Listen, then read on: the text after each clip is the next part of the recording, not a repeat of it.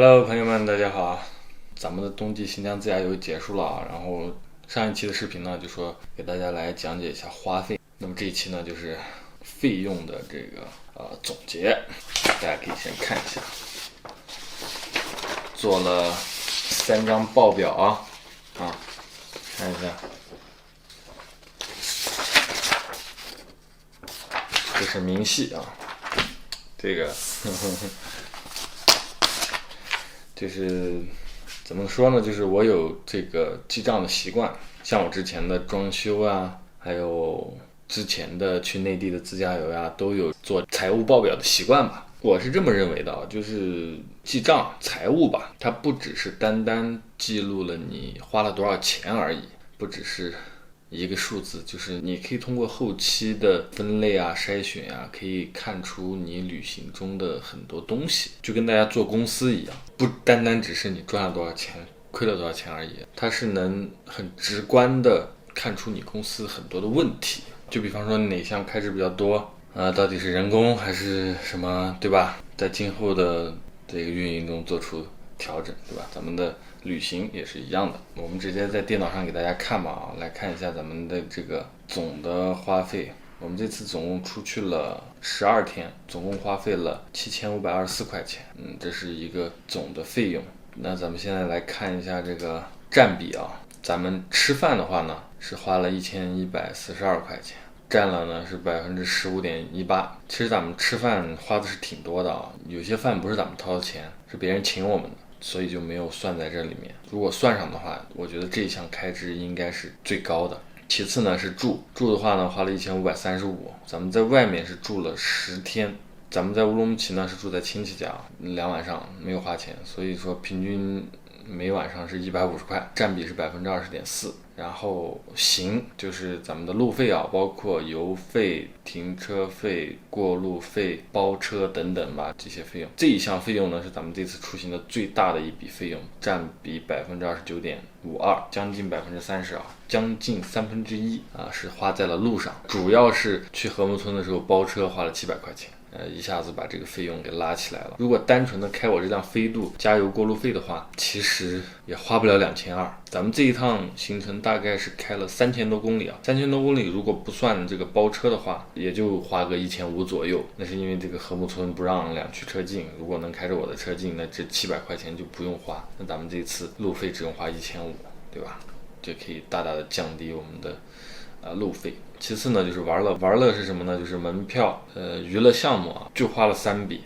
一个是那个武江温泉城，一个是那个禾木村的马拉帕里，还有一个呢就是那个赛里木湖的门票，1052块钱，占比13.98%。然后是购物，咱们这一次去乌鲁木齐还购物了啊，购物花了1574，占比20.92%。购物的话呢，这里面包括一个在塔城我们去朋友家拜年，然后买了300块钱的东西，和在半路上我的硬盘不是满了嘛，然后买了块硬盘。其实咱们在乌鲁木齐买东西买衣服也就花了几百块钱啊，对，还有给刘妈妈买玩具，这就是大概的占比啊，可以看一下咱们占的最多的这一项就是路费。其次呢就是这个住和购物占第2，然后排名第3呢就是吃和玩乐，大概是这样的一个比例。其实这个比例还是挺均衡的啊，没有说是特别的偏激。比方说吃我花很多钱，但是住我花很少的钱，或者是路费我花很多钱，然后玩我花很少的钱，这个占比还是比较均匀的啊，各个方面花的都差不多。这次旅行呢跟我上一回自驾游去内地不太一样，我上一回自驾游去内地花的最多的一项就是吃啊，上一次主要是以吃为主。我开车去内地来回上万公里啊，我的这个油钱过路费都没有我们吃的多，上一回出去吃真的吃的很多。然后咱们来看一下这个地区啊，咱们这次自驾游主要是在新疆内啊，咱们看一下咱们花费最多的地方呢就是这个塔城了。咱们在塔城花的多主要是什么呢？一个呢是因为我们去了那个边境的边贸市场，买了500多块钱的那个外国小零食小食品，然后呢就在塔城我们去朋友家提了点东西，主要是这2样把这个地方的这个花费拉高了。然后其次呢就是禾木，看一下和睦村。和睦为什么花的多？因为包车。其实和睦的木屋还不是很贵，冬季只要100多，主要是包了个车和这个马拉帕梨很贵。马拉帕梨花了300多，包车700多。我们在和睦村吃饭就没有花钱，我们自己做的。还有一个花费最高的地方呢，就是这个乌鲁木齐市啊，在乌鲁木齐市花了1248，刚才也说了嘛，主要是购物了，然后还有美食等等。然后花费最少的地方看一下啊，就是这个福海县。福海县我们只是路过啊，就在那住了1天宾馆，第2天吃了个早饭就走了。然后其次是龚乃斯。龚乃斯花了346，其中300块钱是宾馆，龚乃斯的宾馆很贵，要300块钱，但是那里环境特别好。然后还有46是在超市买东西了，大概就是这样的一个花费吧。然后具体的这个明细啊，感兴趣的观众可以暂停，仔细的看一下，或者咱们这样子，咱们可以暂停，放大，仔细的看一下。咱们这次的费用的总结啊，就到这里。总共玩了12天，花费7500啊，大概就是这样。那这个表看完了以后呢，大家有何感想呢？好吧，说完了花费呢，我们再说一下这次旅行的回来以后的这个感想吧。我觉得总的来说呢，这次的旅行还是很美好的。但是不知道大家发现没有，这次旅行有一个缺点，就是景色太单一了，到最后就有点审美疲劳了。因为咱们这将近半个月的时间，天天就是雪景，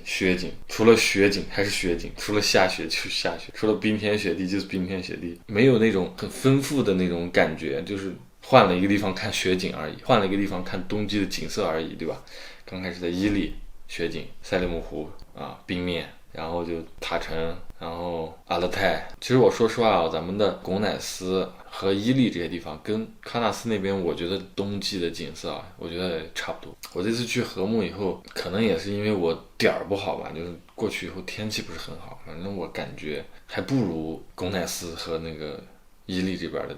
景色。走到最后啊，就尤其是我到了和睦那边以后，因为一路上这个雪景看的实在是太多了，说实话真的有点审美疲劳了。我相信各位看视频的观众们应该看到后面也应该有点审美疲劳了吧？就是不想看了。虽然说和睦村我也是第一次去，但是真的就感觉就是这种景色真的是看腻了。本来出发之前做的旅行计划有这个滑雪，然后最后一场雪也没滑，一个是因为带着孩子什么的滑雪不太方便嘛，还有一个就是实在是有点倦了啊，不想滑了，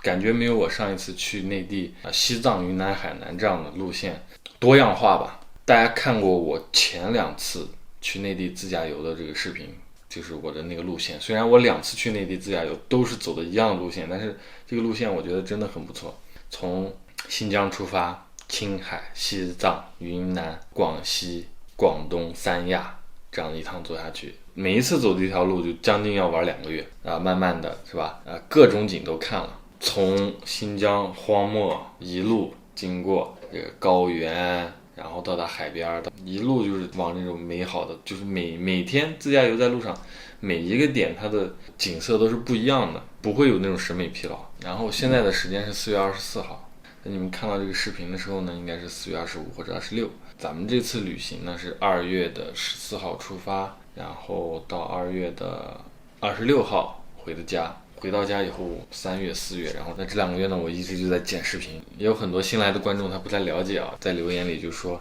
怎么现在新疆还在下雪？其实并不是，这个是我之前拍的素材，然后现在才剪出来。所以说到这个问题也挺尴尬的，毕竟咱们不是全职来做这个自媒体，平时还有工作要做，只能抽一些时间来做这个视频。我也想很快的把这个视频实时的更新出来，因为咱们冬季的视频马上就要拖到夏天了，再不更新完马上就要拖到夏天了。你们可能不太了解这个剪视频的这个工作量啊，就是你们看到的一个10分钟的视频，其实我要制作起来的话，可能需要好几个小时，还不是2-3个小时啊。我觉得一期比较高质量的视频可能需要5个小时以上。就比方说你们看到的龚乃斯那期视频等等吧，剪视频，然后还要字幕啊等等，还要上传啊等等，就是一期视频真的还是要花蛮多时间的。来看一下我这次拍了多少 G 的素材，1个 TB 啊，1000 G 啊，21366个文件327个文件夹，看看这素材量。每天我都会把素材拷出来，1天1次啊。这建的文件夹，第1天、第2天、第3天，随便看1天吧。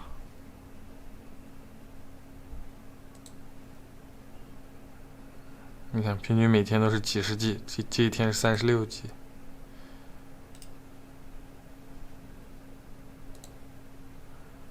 这一天是50 G， 素材量非常大啊，2万多个文件，把这些素材啊编辑成视频啊，看一下每个文件夹里面，是吧？分的类，因为我用了好几台不同的相机嘛，所以你看有机摆的、飞机的、行车记录仪的，然后手机的、运动相机的各种，是吧？所以说做视频还是挺繁琐的，做自媒体还是不容易的啊。那之后呢，我也会拍一些生活类的、居家类的和一些动手类的一些视频等等吧，一些经验分享。然后呢，就是周末闲的时候呢，也会出去玩一玩，带大家看看新疆的美食啊，一些好玩的景点呀，就这样。那好吧，这个视频就到这里，咱们下个视频再见，拜拜。